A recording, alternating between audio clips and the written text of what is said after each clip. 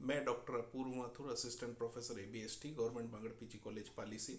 आज हम अध्ययन करेंगे गैर व्यापारिक संस्थाओं तथा पेशेवर व्यक्तियों के लेखे के संबंध में। जैसा कि हमें जानकारी है कि व्यापारिक और गैर व्यापारिक संस्थाओं में अंतर होता है।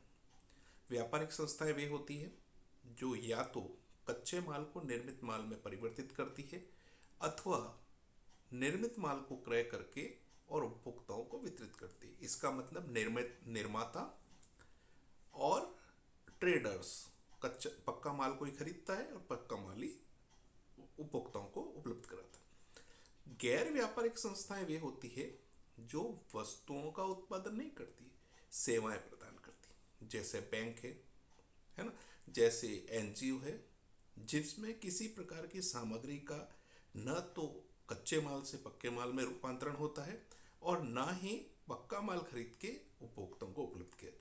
तो इस प्रकार की संस्थाएं जो गैर व्यापारिक संस्थाएं होती है, जो माल का क्रय विक्रय नहीं करती, सेवाओं का आदान प्रदान होता है। दूसरा, पेशेवर व्यक्ति जैसे चार्टर्ड अकाउंटेंट है, जैसे एडवोकेट है। तो इन व्यक्तियों के लेखों में उस प्रकार की जनरल एंट्रीज नहीं पाई जाएगी जैसे कि व्यापारिक संस्थाओं की लेखों में जनरल एंट्रीज होती है। जनरल एंट्री करने के रूल्स वही है, नियम वही है, खातों की प्रकृति वही है, खातों के प्रकार वही हैं, लेकिन वह खाते जो माल से संबंधित होते हैं, वह खाते जो फैक्ट्री ओवरहेड से संबंधित होते हैं, ऑफिस ओवरहेड से संबंधित होते हैं, सेलिंग एंड डिस्ट्रीब्यूशन से संबंधित होते हैं, उस प्रकार के खाते न होकर सेवाओं का आदान प्रदान के संबंध में खाते होंगे। ये सेवा करने वाली संस्था भी हो सकती है, जैसे एनजीओ है, ट्रस्ट वगैरह है, और पेशेवर व्यक्ति भी होंगे। तो हम यहाँ अध्ययन करेंगे गैर व्यापारिक संस्थाएं, मतलब नॉर्मली हम ये कहें कि एनजीओ, नॉन प्रॉफिट ऑर्गेनाइजेशन, या पेशेवर व्यक्तियों यानी चार्टर्ड अकाउंटेंट्स, एडवोकेट्स इत्यादि। इन व्यक्तियों के लेखांकन हम किस प्रकार करते हैं।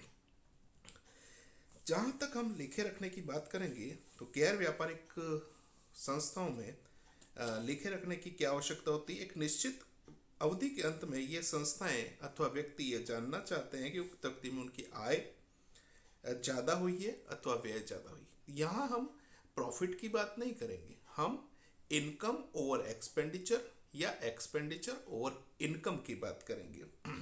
इसके लिए उक्त विधि का आय व्यय खाता बनाकर बचत अथवा न्यूनता ज्ञात की जाती है। तो वहां हम क्या बनाते हैं, लाभ हानि खाता, और यहाँ पर हम बनाएंगे आय व्यय खाता। दैनिक रोकड़ में रखकर यह संस्थाएं व व्यक्ति अपनी तरल स्थिति की जानकारी प्राप्त कर सकते हैं, केवल केस बुक होगी। वे प्रतिदिन रोकड़ शेष ज्ञात करते हैं तथा यह भी मालूम करते हैं कि किस किस सदस्य की तरफ से कितना चंदा बचा है। यदि कोई ट्रस्ट है तो उसके मेंबर्स होंगे, मेंबर्स के जो है उनको चंदा देते हैं, जो डोनेशन देते हैं।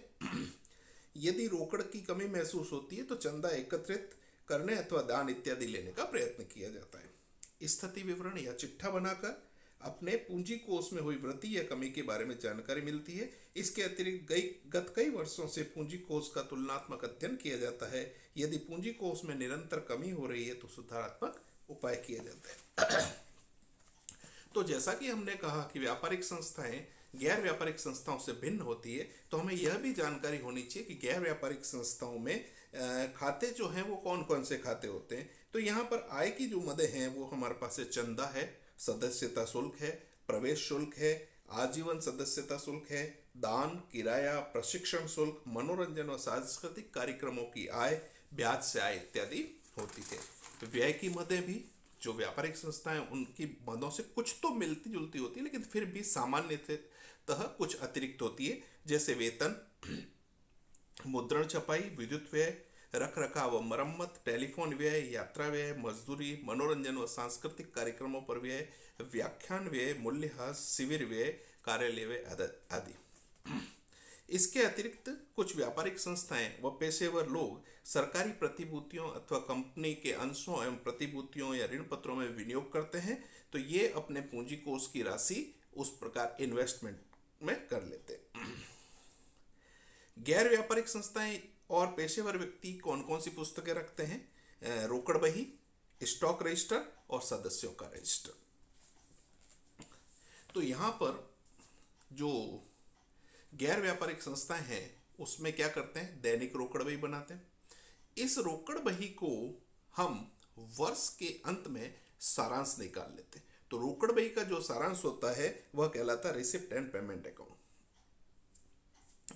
यदि हम वर्ष के अंदर व्यय की मदों में वेतन की बात करें, हो सकता है 12 महीने में 12 बार वेतन चुकाया, लेकिन प्राप्ति एवं भुगतान खाते में हम 12 महीने के वेतन को जोड़ के बताएंगे। इसी प्रकार हमारे पास आय की मद है, सदस्यता शुल्क। एक संस्था के 1000 सदस्य हैं, उन सदस्यों से वर्ष के अंदर अलग अलग समय पर चंदा प्राप्त हुआ, तो जब हम प्राप्ति और भुगतान खाता बनाएंगे तो प्राप्ति के मद में समस्त प्रकार के चंदों को हम योग करके दिखाएंगे। एक चीज ध्यान रखने की बात है कि प्राप्ति एवं भुगतान खाता वर्ष के प्रारंभिक रोकड़ शेष से प्रारंभ होता है और वर्ष के अंत के रोकड़ शेष पे खत्म होता है। यानी कुल मिला के यदि ये कहा जाए कि प्राप्ति एवं भुगतान खाता और केस बुक का दोनों का मिलना जरूरी होता है। केस बुक का संकलित रूप ही प्राप्ति एवं भुगतान खाता। प्राप्ति एवं भुगतान खाते में मदें हैं, उनको पूंजीगत अथवा आयगत के अंदर विभाजित नहीं करते हैं और उसमें किसी भी प्रकार का समायोजन नहीं करते हैं। यदि किसी सदस्य से गत 5 वर्ष का चंदा प्राप्त हुआ है तो हम प्राप्ति एवं भुगतान खाते में इकट्ठा चंदे के योग में लिख देंगे, भले वो किसी भी वर्ष का प्राप्त हुआ। प्राप्ति एवं भुगतान खाता पूर्णतया रोकड़ बही की कॉपी या सारांशित रूप होता है। कभी कभी रोकड़ बही और प्राप्ति एवं भुगतान खाते में अंतर भी पूछा जाता है। वस्तुतः प्राप्ति एवं भुगतान खाता और रोकड़ बही के अंदर अंतर नहीं होता है जैसा कि हमने बताया, लेकिन फिर भी कुछ चीजें हैं जो दोनों को अलग करती है। जैसे रोकड़ बही प्रत्येक दिन की लिखी जाती है, प्रत्येक दिन का शेष निकाला जाता है, जबकि प्राप्ति एवं भुगतान खाता वर्ष के 365 दिन, जैसे वर्ष के अंदर 365 दिन ही होते हैं, तो वर्ष के पूरे वर्ष के प्रत्येक दिनों के व्ययों और आय का योग होता है। लेखा वर्ष की प्रारंभिक तिथि सामान्यतः 1 अप्रैल से चालू होता है, तो 1 अप्रैल को जो रोकड़ से का प्रारंभिक शेष होता है वो प्राप्ति एवं भुगतान खाते में लिखा जाता है, और 31 मार्च वर्ष के अंतिम दिन का जो रोकड़ शेष होता है वह प्राप्ति एवं भुगतान खाते में लिखा जाता है। प्राप्ति एवं भुगतान खाता रोकड़ बही की सहायता से तैयार किया जाता है।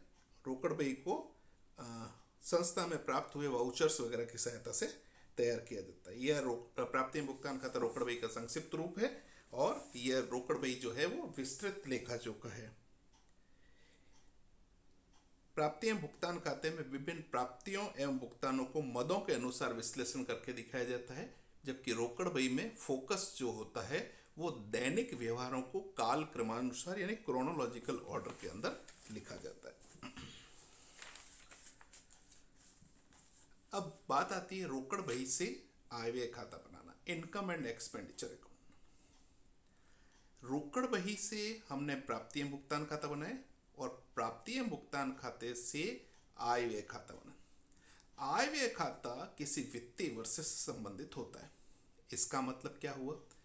प्राप्ति एवं भुगतान खाते में जो मदें पूंजीगत है उन मदों को आय व्यय खाते में नहीं लेते। दूसरा, प्राप्ति एवं भुगतान खाते में जो मदें होती है उन मदों में केवल संबंधित वित्तीय वर्ष की मदों का समायोजन किया जाता है, जैसे आउटस्टैंडिंग, प्रीपेड, एक्रूड और अनएक्रूड, डेप्रिसिएशन इत्यादि का समायोजन भी किया जाता है। तो इनकम एंड एक्सपेंडिचर अकाउंट के अंदर जैसे प्राप्ति एवं भुगतान खाते में इस वित्तीय वर्ष का भी चंदा प्राप्त हुआ और पिछले वर्ष का जो बकाया था वो भी प्राप्त हुआ। तो जब हम रिसिप्ट एंड पेमेंट अकाउंट से इनकम एंड एक्सपेंडिचर अकाउंट बनाएंगे तो केवल चालू वर्ष का चंदा प्लस आउटस्टैंडिंग सब्सक्रिप्शन जो है उसमें ऐड कर देंगे। तो लेखांकन के लिए हम क्या करेंगे कि चालू वित्तीय वर्ष की जो मदें हैं, क्योंकि आय व्यय खाता एक वित्तीय वर्ष से संबंधित होता है, तो तो हमारे पास में वर्ष के अंत का आउटस्टैंडिंग इनकम्स यानी एक्रूड हो गया है, हमें प्राप्त नहीं हुआ है, उन्हें हमको जोड़ना होगा। अनएक्रूड सब्सक्रिप्शन या जिसको कहना चाहिए एडवांस सब्सक्रिप्शन जो प्राप्त हुआ है उसको हमको लेस करना होगा। इसी प्रकार जो वर्ष के प्रारंभ का चंदा, जो गत वर्ष का चंदा इस वर्ष प्राप्त हुआ है उसको हमको लेस करना होगा, और इस वर्ष का चंदा जो गत वर्ष में एडवांस प्राप्त हो गया है उसको हमको ऐड करना पड़ेगा। इसी प्रकार की जो व्यय की मदें हैं उसमें भी ओपनिंग आउटस्टैंडिंग और क्लोजिंग आउटस्टैंडिंग तथा ओपनिंग एडवांस पेमेंट और क्लोजिंग एडवांस पेमेंट का भी हमको समायोजन करना पड़ेगा। आय व्यय खाते के क्रेडिट पक्ष में संबंधित वर्ष की आयगत आय को दिखाई जाती है, चाहे वह प्राप्त हुई हो अथवा नहीं। आय व्यय खाते के डेबिट पक्ष में संबंधित वर्ष के आयगत व्ययों को दिखाया जाता है, चाहे उनका भुगतान हुआ हो अथवा नहीं। यदि क्रेडिट पक्ष का योग डेबिट पक्ष के योग से अधिक है तो excess of income over expenditure कहलाती है, और यदि डेबिट पक्ष का योग क्रेडिट पक्ष के योग से ज्यादा है तो हम कहेंगे excess of expenditure over income या डेफिशिएंसी कहलाएंगे। कुछ नियम हैं जो हमें प्राप्ति एवं भुगतान खाता से आयगत खाते बनाते समय हमें पालन करना होता है। बहुत छोटे से नियम हैं, इनको देखेंगे। प्राप्ति एवं भुगतान खाते के प्रारंभिक एवं अंतिम रोकड़ शेष एवं बैंक शेष को आयगत आय व्यय खाते में नहीं दिखाया जाता। जो प्राप्ति एवं भुगतान खाता है उसके अंदर जो ओपनिंग केस बैलेंस या ओपनिंग बैंक बैलेंस है या क्लोजिंग केस बैलेंस है, क्लोजिंग बैंक बैलेंस है, उसको नहीं दिखाया जाता। प्राप्ति एवं भुगतान खाते में दिखाई गई पूंजीगत प्राप्तियों को आय व्यय खाते में नहीं दिखाए जाते, क्योंकि इस खाते में केवल आयगत प्राप्तियों को ही दिखा जाता है। प्राप्ति एवं भुगतान खाते में दिखाए गए पूंजीगत भुगतान को भी आय व्यय खाते में नहीं दिखाया जाता, क्योंकि इस खाते में केवल आयगत भुगतानों को ही दिखाया जाता है। आय व्यय खाता चालू वर्ष की आय एवं व्यय को दर्शाता है, अतः प्राप्ति एवं भुगतान खाते में दिखाई जाने वाली मदों में से अतिरिक्त सूचनाओं के आधार पर समायोजन कर संबंधित मद की चालू वर्ष से संबंधित आय और व्यय की राशि ज्ञात की जाती है। निम्न मदें जो प्राप्ति एवं भुगतान खाते में तो होती है लेकिन आय व्यय खाते में नहीं दिखाई जाती है, जैसे स्थायी संपत्तियों निम्न मदें जो प्राप्ति एवं भुगतान खाते में नहीं होती है लेकिन आय व्यय खाते में दिखानी होती है, जैसे स्थायी संपत्तियों पर मूल्यह्रास, स्थायी संपत्तियों की बिक्री पर हानि और स्थायी संपत्ति की बिक्री पर लाभ।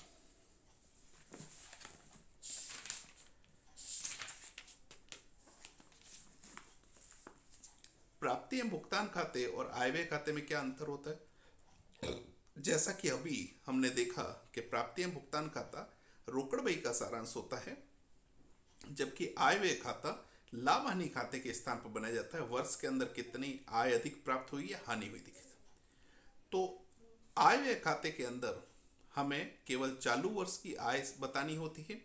यदि गत वर्षों की आय या अग्रिम आय हमें प्राप्त हुई है तो उसका हमको समायोजन करना होता है। इसी प्रकार यदि व्यय की कोई मद है तो केवल आयगत व्यय जो इस वित्तीय वर्ष से संबंधित है वही दिखाना होता है।